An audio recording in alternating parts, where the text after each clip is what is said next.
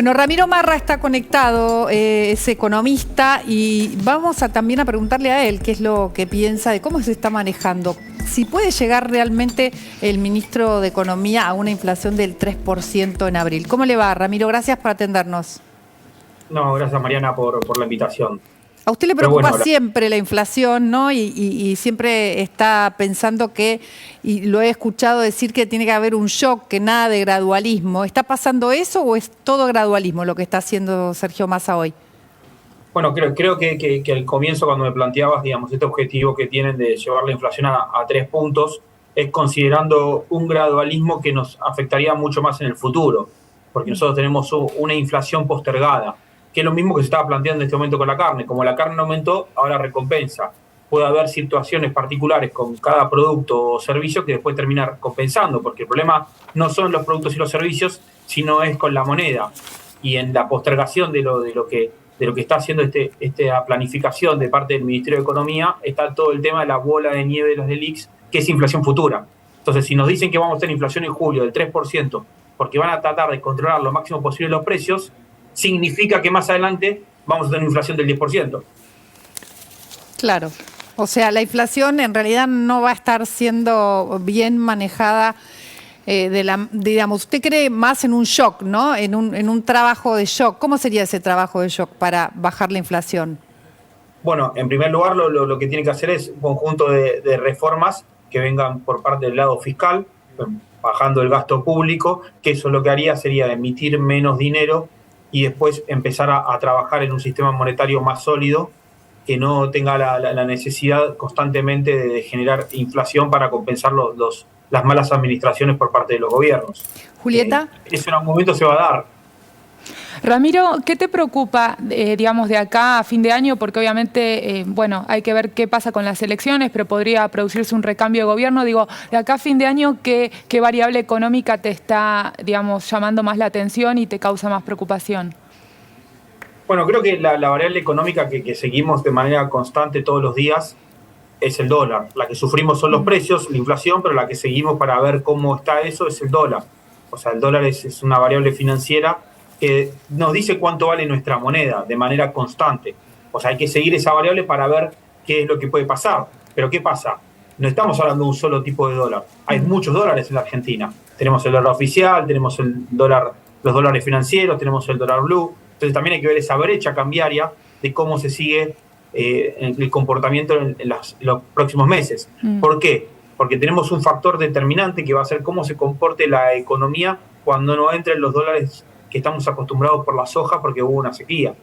Y eso va a ser una variable importante para determinar el valor de nuestra moneda y, por supuesto, el valor de nuestros bienes y servicios que tiene que estar relacionado 100% con nuestra calidad de vida. Maxi. Ramiro, esta semana se habló mucho de una moneda común con Brasil.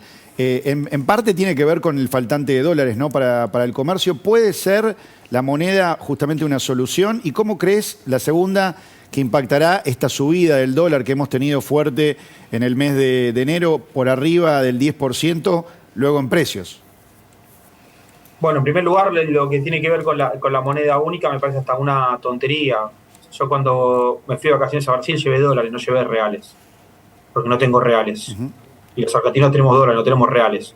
Entonces, ¿por qué nos quieren hacer un acuerdo con un país que está mejor que la Argentina, pero no es un país que esté bien en términos políticos y en términos fiscales como necesitamos nosotros? Después, en segundo lugar, la suba del dólar va a afectar a los precios, sí, pero no por culpa del dólar. No es que los precios van a aumentar porque aumentó el dólar, es porque está bajando el peso. Porque el problema es con nuestra moneda. Tenemos un hábito que es lógico, que es hablar del dólar, pero el problema es el peso. El peso es el que hace que los bienes cada vez valgan más. O sea, desde ahí es que tenemos que plantear la discusión y no desde la suba del dólar, porque si no nos hacen creer que es porque hay gente que se está protegiendo con sus ahorros, comprando dólares, hace subir los precios, y no es así. ¿Y por qué nos hacen creer eso? Porque en realidad también escucho a muchos economistas que dicen que el dólar, a pesar de que está subiendo, está atrasado con respecto a la inflación. Bueno, en primer lugar... ¿Para qué nos hacen creer eso? Bueno, es la herramienta que ellos tienen para justificar o para sobrevivir en sus pésimas gestiones. Porque si ellos nos hacen creer otra cosa, tienen que reconocer que utilizan el peso como herramienta de recompensación, que cuando hablamos del peso hablamos de la máquina de generar pobres, porque el peso al fin y al cabo lo emiten y eso genera inflación y la inflación genera pobreza. Entonces por eso es tan importante este tema. Y después en cuanto a que el dólar está retrasado, en cuanto a la inflación, sí, si uno lo toma en el último año, lo vemos retrasado. Si uno vemos cuánto estaba el dólar a principios de enero del año pasado y cuánto está hoy, cuánto fue la inflación, está retrasado. El tema es que hay tanta volatilidad que a veces hay que ver en qué periodo lo toma, pero uno puede decir que hoy el dólar está barato, y sí, el dólar está barato en comparación en términos reales cuando se ajusta por inflación. Ramiro, vamos un poco a la política, ¿qué le parece? Ahí tenemos una encuesta que muestra la intención de voto en 2023 y quería compartirla con usted. Intención de voto presidente 2023, elecciones PASO. ¿Qué pasaría? ¿Qué pasaría si no? Ahí no está Maxi compitiendo Cristina Kirchner, ¿no? Claro, evidentemente esto hace que también crezcan los candidatos dentro del Frente de Todos, ¿no? Digo, por eso vemos a Alberto con mayor volumen. Alberto con mayor volumen. A ver, quiero ver un poquito más de cerca esto, porque no lo llego a ver. Patricia Bullrich es la que más intención de voto tiene, luego está Rodríguez Larreta, Facundo Manes, Sergio Massa tiene la suma del Frente de Todos, ¿no? En un 15%. Sí, aparecen da bastante 30% cercanos. la Exactamente, suma. aparecen bastante cercanos tanto Sergio Massa y el tema es cómo impactan después igual estos candidatos sobre los indecisos. Ahí Rodríguez Larreta termina creciendo por arriba de Patricia Bullrich, que sin embargo pivotea mejor sobre el núcleo duro, ¿no? De los votantes de Juntos por el Cambio, o del PRO, mejor dicho. Y ahí lo que vemos, Ramiro, es que Javier Milei aumenta su caudal de votos, ¿no? Su intención de votos llega casi al 20%. ¿Usted cómo la ve para estas elecciones? ¿Va a poder unirse a Juntos por el Cambio Javier Milei o eso no es una posibilidad? No tiene mucho sentido unirnos a Juntos por el Cambio por dos motivos.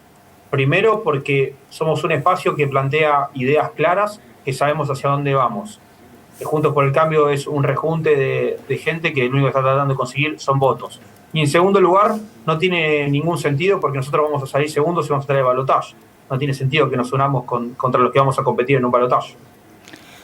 Sí. Y en términos de pensarlo en términos de jurisdicciones, porque bueno, se conocieron declaraciones de Martín Tetaz que habla de que en la provincia de Buenos Aires, por lo menos ellos desde Juntos por el Cambio están viendo esta posibilidad, ¿no? De aunar fuerzas. ¿Vos creés que a ningún nivel debería haber algún tipo de entendimiento entre, el espacio de Milei con Juntos por el Cambio? El entendimiento lo están pidiendo ellos con nosotros, porque si son declaraciones de Martín Tetaz, viene de ellos a nosotros. Claramente supongo que estarán negociando, que podrían llegar a negociarlo, por eso. Lo que dice Martín Tetaz, Ramiro, es que es no ser funcional al kirchnerismo. Entonces, habla de, qué es lo que va a pasar en las PASO y el que esté más adelante en las PASO, entonces los demás tienen que retirarse para no ser funcional al kirchnerismo. Creo que es algo así, ¿no, Maxi? Sí, exactamente, tiene que ver con eso porque un eventual candidato a gobernador en la provincia de Buenos Aires, aclaremos, se define por un voto, ¿no? Claro, no hay balotaje. Entonces, exactamente, lo que plantea justamente la coalición opositora es que esos votos que irían al candidato hipotético de Milei terminarían impactando en el candidato de Juntos. Hoy hay 2 o 3 también muy bien rankeados dentro de lo que tiene que ver con Juntos, y eso podría darle la victoria a Axel Kicillof. ¿Ustedes se plantean eso en algún momento, justamente, Ramiro, no ser funcionales a una reelección de Kicillof en la provincia? Nosotros cuando nos planteamos cuestiones así, en primer lugar lo hacemos siendo funcionales o no a las ideas. Nosotros no votamos la ley de alquileres. O sea, el Juntos por el Cambio fue funcional al kirchnerismo a lo largo de las últimas décadas. Nosotros estamos planteando algo diferente. Después, en términos electorales, eso es lo que suele hacer Juntos por el Cambio. Armar estrategias electorales para ver cómo ganar y no planificar un país diferente. No son discusiones que tienen con nosotros. Es tan insólito que lo deben hablar entre ellos, porque con nosotros nadie habla y no hay ninguna negociación abierta. Es raro las declaraciones que hacen a veces. Sorprende, quiere decir que estamos muy bien. Ramiro, hay una encuesta también que entre los más elegidos para la jefatura de gobierno aparece usted. Ramiro Marra, aparece Jorge Macri, aparece Lustó y también aparece usted. ¿Usted tiene esa pretensión? ¿Quiere ser jefe de gobierno porteño? Bienvenido sea el apoyo que uno puede tener en una encuesta. La realidad es que ahora estamos en otra etapa, todavía no tenemos ni calendario electoral y me parece una falta de responsabilidad estar hablando desde ahora si no sabemos ni cuándo se va a votar para jefe de gobierno quién va a ser candidato. Esas son discusiones que hay que dejar para el momento oportuno. ¿Pero no le gustaría? Bienvenido sea. Hay mucha gente que en el espacio me lo está sugiriendo y me lo está proponiendo y por supuesto que siempre está en análisis, pero no creo que sea un momento de estar poniendo eso en prioridad. Las prioridades hoy tienen que ser otras. ¿Y qué opinás de Sergio Massa como candidato del Frente de Todos? ¿Termina robándoles votos? ¿Puede terminar robándoles votos teniendo en cuenta que representa quizás una postura más hacia el orden fiscal dentro del Frente de Todos? Creo que Sergio Massa se tiene que preocupar por ser ministro de Economía. Esto es lo que hablaba justo la pregunta anterior va en la misma línea. O sea, Sergio Massa no puede estar pensando en ser candidato a presidente. La economía es un desastre. O sea, no nos puede robar ningún voto a nosotros. Primero, los votos son de la gente. Y segundo, o sea, si el ministro de Economía se presenta a presidente, sería insólito con la economía que tenemos en este país. Y con respecto a la postulación para la reelección de Alberto Fernández, ¿qué opinión tenés? La misma, o sea, me parece hasta gracioso que Alberto Fernández pueda tratar de ser nuevamente presidente con el desastre de la gestión que tuvo. La verdad que no veo candidatos claros en el Frente de Todos porque la verdad que todos dan mucho que desear. ¿Y tienen algún favorito ustedes para la provincia de Buenos Aires? Todavía no estamos definiendo las candidaturas. Hay mucha gente que puede ser un buen candidato para la provincia de Buenos Aires, pero bueno, a su debido momento serán de público conocimiento. Por el momento estamos trabajando en armar un espacio sólido basado en ideas y no en nombres propios. Ramiro, a pesar de eso le quiero preguntar algo. ¿Puede ser? Si supuesto. tuvieran que aliarse a alguno de los candidatos de Juntos por el Cambio, ¿cuál sería el preferido o la preferida? Yo creo que hay mucha gente Juntos por el Cambio que tiene muchas ganas de aliarse a nosotros porque creen que las ideas liberales son las ideas que necesita este país. Mi recomendación es para todos los candidatos y personas que están Juntos por el Cambio, que están cansados de hacer política en base a estrategias electorales y no en base a cambiar el rumbo de este país. Bienvenidos sean todos los que se quieran sumar a un proyecto donde, a pesar de tener una figura tan fuerte como Javier Milei, lo que tiene más ponderación son las ideas. Muchas gracias, Ramiro, gracias por esta entrevista. Gracias a ustedes, muchas gracias. Nos vemos.